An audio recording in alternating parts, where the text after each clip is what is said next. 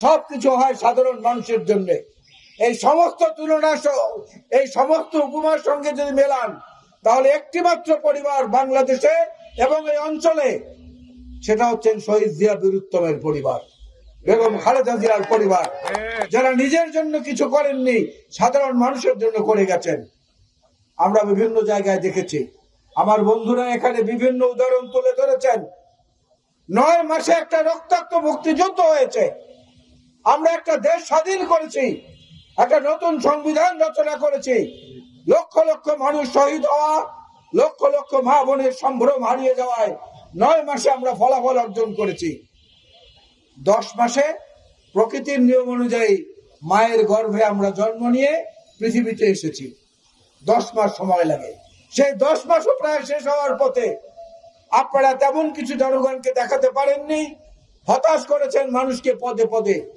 জিনিসপত্রের দাম কমে নাই, গ্যাসের সংকট অনেক বেশি হয়েছে, বিদ্যুতের লোডশেডিং বেড়েছে, পানি সরবরাহ আগের মতো অত সুন্দর পরিচ্ছন্ন নেই, বর্জ্য ব্যবস্থাপনায় আপনারা ত্রুটি করেছেন, ডেঙ্গু রোগ এবং করোনা, চিকুনগুনিয়া ব্যাপক আকারে ছড়িয়ে পড়ছে।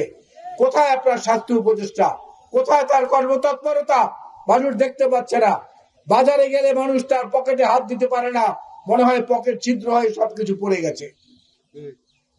আজকে আমরা বারবার করে বলেছি, তারেক রহমান আমাদেরকে বলেছেন, জনগণের সঙ্গে থাকুন, জনগণকে সঙ্গে রাখুন। আমরা জনগণের পাশে আছি বলেই নির্বাচনের কথা বলি।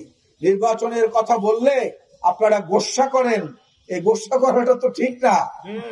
একজন নির্বাচিত প্রতিনিধির কাছে মানুষ যখন তখন যেতে পারে, যখন তখন কৈফিয়ত চাইতে পারে, এই কাজটি কেন হলো না, এই জায়গাটি আপনাকে বললাম আপনি কেন করলেন না। আপনাদের কাছে যাওয়ার সেই সুযোগটা কিন্তু নাই। যেটুকু আছে সেটুকু মাঝখানে দেয়াল তৈরি করে রেখেছে এই স্বৈরাচারের দোসররা।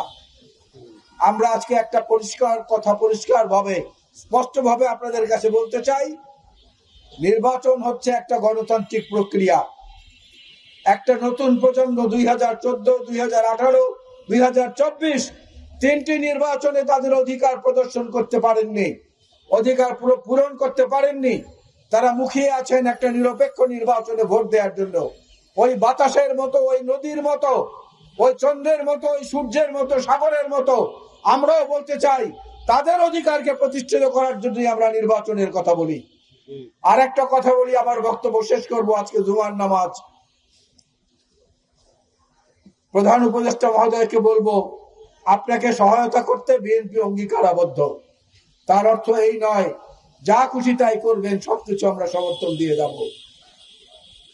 একটা নির্দিষ্ট সময়ের মধ্যে প্রশাসনের বিভিন্ন স্তর থেকে ফ্যাসিবাদের দোসর এই জঞ্জালদের যদি পরিষ্কার না করেন, বঙ্গভবন থেকে শুরু করে ইউনিয়ন পরিষদ, গণভবন থেকে শুরু করে সিটি কর্পোরেশনের ওয়ার্ড পর্যন্ত সব জায়গায় ঘাপটি মেরে লুকিয়ে থাকা এই ফ্যাসিবাদের দোসরদের তালিকা প্রকাশ করে দেব, এবং সেই তালিকা জনসমক্ষে সাংবাদিকদেরকে দেব, দেয়ালে দেয়ালে টানিয়ে দিব সারা বাংলাদেশে।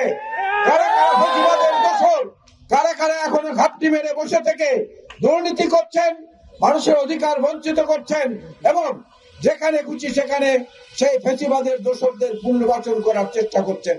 সুতরাং সাবধান হয়ে যান, আমাদেরকে যেন সেই শ্বেতপত্র প্রকাশ করতে না হয়, আমাদেরকে যেন সেই তালিকা দিতে না হয়। না, আগস্ট বিপ্লব পালনের সঙ্গে সঙ্গে, জুলাই বিপ্লব পালনের সঙ্গে সঙ্গে যদি এই দাবি পূরণ না হয়, এরপরে আমরা সত্যিকার অর্থেই সেই তালিকা প্রকাশ করে দেব, ফ্যাসিবাদের দোসররা কোথায়, কোন পর্যায়ে, কি অবস্থানে রয়েছেন। আজকের এই আয়োজনের জন্য অপরাজেয় বাংলাকে ধন্যবাদ। সবাইকে দেশনেত্রী বেগম খালেদা জিয়া এবং তারেক রহমানের পক্ষ থেকে শুভেচ্ছা জুলাই বিপ্লবের প্রারম্ভে। আসসালামু আলাইকুম। বাংলাদেশ জিন্দাবাদ।